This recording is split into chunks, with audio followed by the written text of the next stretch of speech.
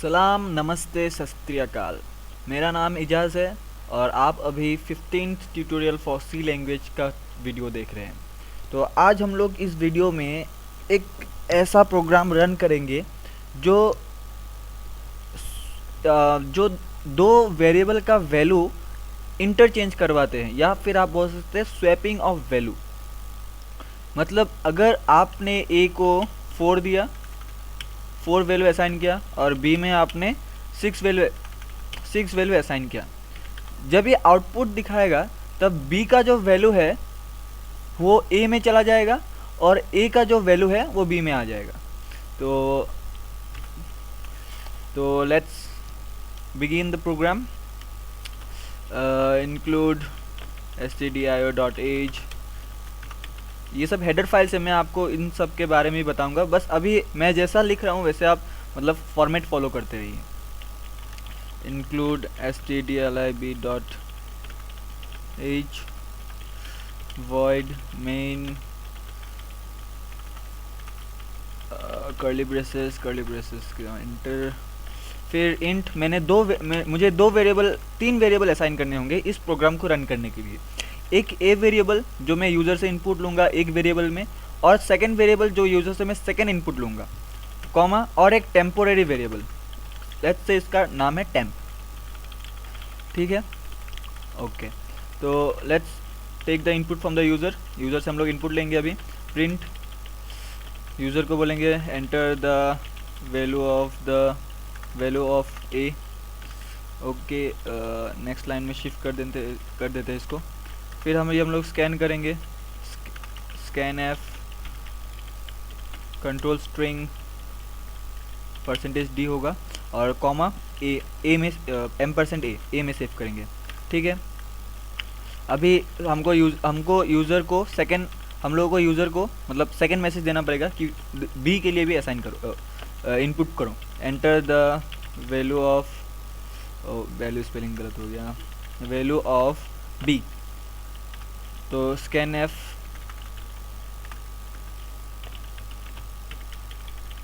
Double inverted comma, pipe आ गया बीच में, %d और b %b। ठीक है, तो अभी हम लोग क्या करेंगे, सपोज समझ लीजिए कि अभी ये जब इतना तक जब प्रोग्राम रन हो जाएगा तब ए के अंदर कुछ ना कुछ वैल्यू आ जाएगा और बी के अंदर कुछ ना कुछ वैल्यू आ जाएगा, क्योंकि हम लोगों ने यूज़र से इनपुट लिया है। लेकिन ये जो थर्ड वेरिएबल है, टेम्प वेरिएबल मतलब टेम्पोरेरी वेरिएबल, ये वेरिएबल अभी खाली है, मतलब ये जो कंटेनर है इसके अंदर कुछ नहीं है। तो हम लोग क्या करेंगे, पहले ए को खाली करेंगे। मतलब ए जो एक वेरिएबल है, वो जो कंटेनर का मैंने एग्जांपल दिया था, कंटेनर को लेके एग्जांपल दिया था। तो ए जो है वो खाली है अभी, मतलब ए को हम लोग खाली करेंगे। तो कैसे खाली करेंगे, ए के अंदर जो वेरिएबल है उसको हम लोग निकाल के टेम्पोरेरी वेरिएबल में सेव कर देंगे।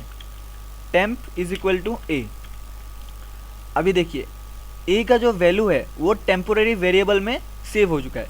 मतलब एक्चुअली ए खाली नहीं हुआ, ए का वैल्यू अभी भी आपका जो यूज़र ने इनपुट दिया है वही रहेगा, लेकिन क्या है, कॉपी हो गया। मतलब ए में जो था वो ही टेम्पोरेरी वेरिएबल में भी सेव हो चुका है।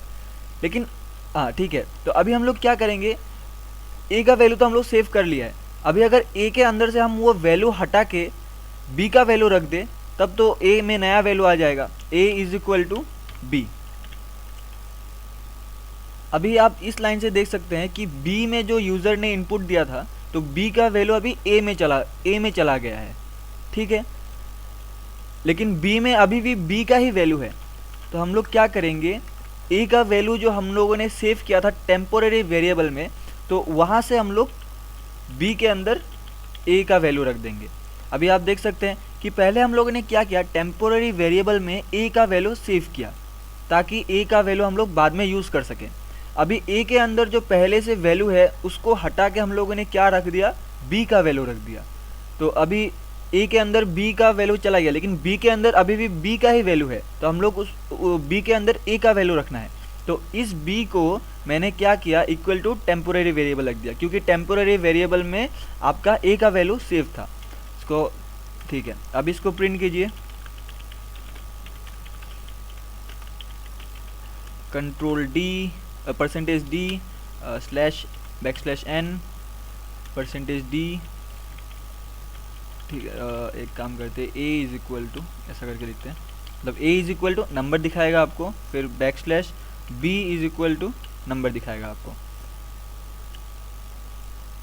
ओके, तो अभी हम लोग इसको रन करके देखते हैं क्या आता है।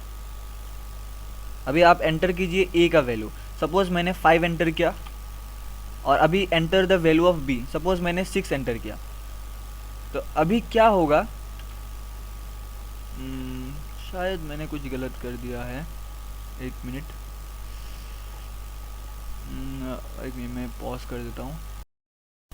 ओके, तो मैंने यहाँ पे एक गलत बहुत बड़ा ब्लंडर मिस्टेक था, तो मैंने तो प्रिंट किया, लेकिन यहाँ पे कंट्रोल स्ट्रीम में क्या वैल्यू रखना है वो तो मैंने लिखा ही नहीं था। तो कॉमा, तो पहले मुझे ए में ए का वैल्यू रखना है, ए कॉमा, अब बी में बी का वैल्यू, ठीक है। तो अभी अभी अभी अभी अच्छा से चलेगा, ठीक है। 5 एंटर, ए का वैल्यू 5 है, एंटर, 2 का वैल्यू, बी का वैल्यू 2 है, एंटर। तो देखिए अभी आपने enter the value of A, आपने क्या एंटर किया था, अगर शायद मोबाइल, अगर कोई मोबाइल में देख रहा तो ये अच्छे से देख नहीं रहा होगा, मैं इसको थोड़ा सा बड़ा करता हूँ।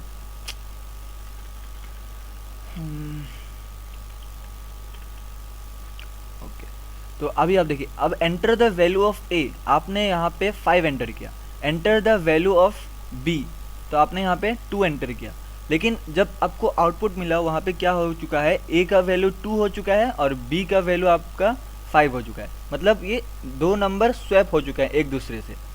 तो ये था आपका ऑपरेटर्स का इस्तेमाल करके एक सिंपल सा प्रोग्राम, जो आपको ऑपरेटर्स के बारे में अच्छा से समझा देगा। तो ये था। अभी आप लोगों के लिए एक चैलेंज है कि जैसे कि मैं क्वेश्चन लिख देता हूँ,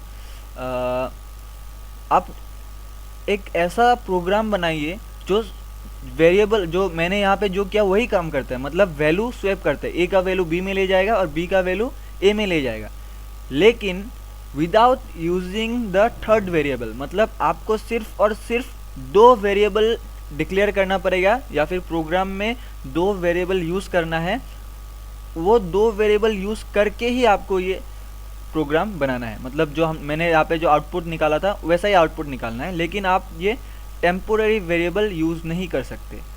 तो ये आपके लिए चैलेंज है, अगर हो गया तो माशाअल्लाह, अब मुझे कमेंट में बताइए, और कमेंट में आप वीडियो जो कोड है वो आप प्रोग्राम कमेंट में लिख के बताइए।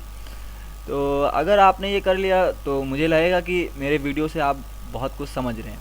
तो ठीक है, इस वीडियो के लिए इतना ही, और प्लीज़ लाइक कीजिए, सब्सक्राइब कीजिए, अपने दोस्तों को बताइए। तो learn coding, happy enjoy coding, bye bye guys.